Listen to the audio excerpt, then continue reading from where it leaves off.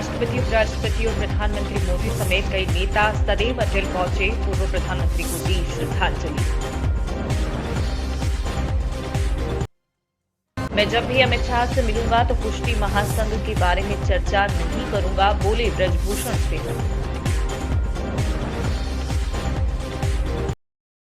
राजस्थान में पटरी से उतरी यात्रियों से भरी ट्रेन, लोको पायलट की सूझबूझ से चला बड़ा हादसा।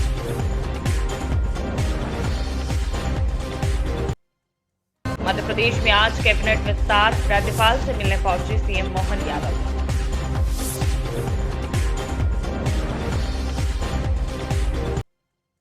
और दिल्ली के सैक्रेड हार्ट कैथेड्रल चर्च पहुंचे जेपी नड्डा, क्रिसमस प्रेयर में हुए शामिल।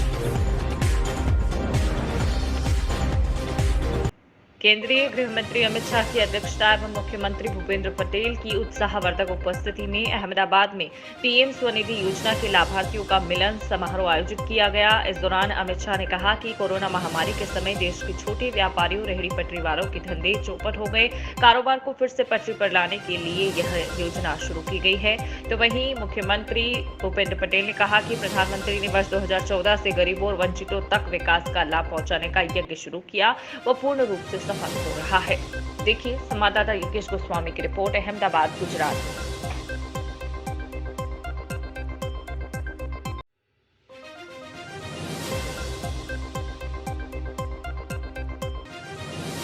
श्री बहन प्रतिभाबेन, भारत सरकारना मंत्री, गुजरात सरकारना मंत्री भाई ऋषिकेशभाई, जगदीशभाई, उपस्थित सौ धारासभ्यश्रीओ, मारा साथी सांसद किरीटभाई।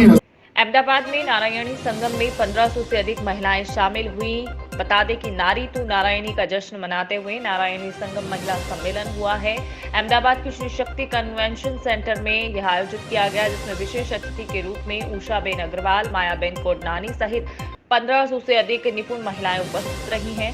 गौरतलब है कि श्री हेडगेवार जन्म शताब्दी सेवा समिति की ओर से नारायणी संगम कार्यक्रम का आयोजन हुआ है, जिसमें 1500 से अधिक साधारण से लेकर असाधारण उपलब्धि प्राप्त करने वाली महिलाएं भी मौजूद रही हैं। पुनरुत्थान उत्थान विद्यापीठ की कुलाधिपति इंदुमतीबेन काटदरे और अखिल भारतीय गुरु गीताबेन गुंडे की उपस्थिति में स्वागत कार्यक्रम के तहत नृत्य गुरु स्मिता शास्त्री के विद्यार्थियों द्वारा गणेश वंदना और शक्ति की पूजा की गई और कई कार्यक्रम भी यहाँ आयोजित हुए। साथ ही सम्मान समारोह भी संपन्न हुआ। संवाददाता योगेश गोस्वामी की रिपोर्ट, अहमदाबाद, गुजरात। स्मिता शास्त्री છે। હું અમદાવાદમાં છેલ્લા 53 વર્ષથી ભારતના શાસ્ત્રીય નૃત્ય, કુચીપુડી અને ભરતનાટ્યમની શાસ્ત્રોક્ત તાલીમ આપું છું।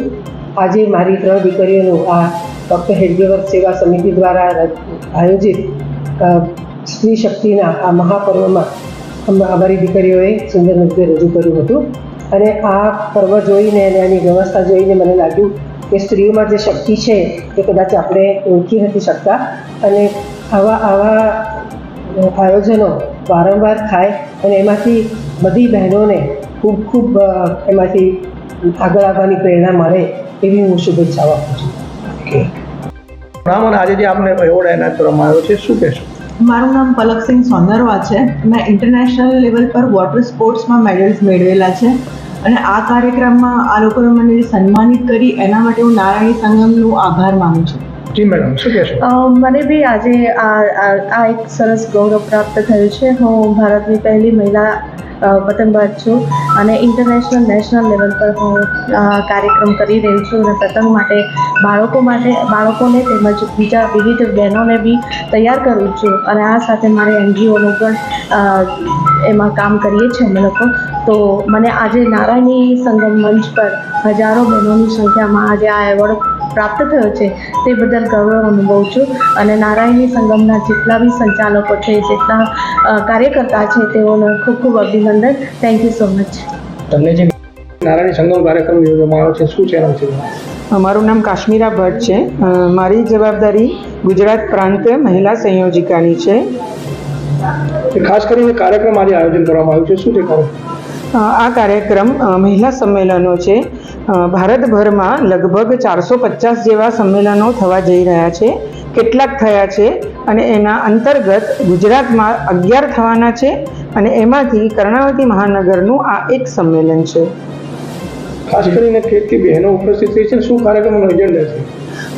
લગભગ 1500થી 1700 બહેનો અત્યારે અહીંયા હાજર છે અને આ કાર્યક્રમનો મુખ્ય ઉદ્દેશ એવો છે કે સમાજમાં સજ્જન શક્તિ જાગૃત થાય, માતૃશક્તિ જાગૃત થાય અને વિવિધ સમાજના ક્ષેત્રે કાર્ય કરતા અગ્રણી બહેનો છે એ એક સાથે આવીને મહિલાઓના ચિંતન, મહિલાઓની સમસ્યા, મહિલાઓને કેવી રીતે અગ્રેસરતાથી આગળ વધારવી અને સમાજને કેવી રીતે એ પથદર્શન કરે એના અંગેના 3 સત્રોમાં વિવિધ પ્રકારના ચિંતન, મનન અને વિચાર રજૂ થશે. નારી શક્તિને શું સંદેશ આપવા માંગુ છું?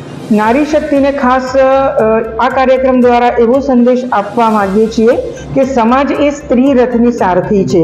જો એક અંગ કદાચ આગળ નહીં વધે તો સમાજ રથ આગળ નહીં વધી શકે. એટલે જો નારી શક્તિ સક્ષમ હશે, નારી શક્તિ સજાગ હશે તો એ ચોક્કસપણે સમાજ અને રાષ્ટ્રને પથદર્શન કરી શકશે. એ મુખ્ય ઉદ્દેશ્ય આ नारायणी संगम सम्मेलन में है.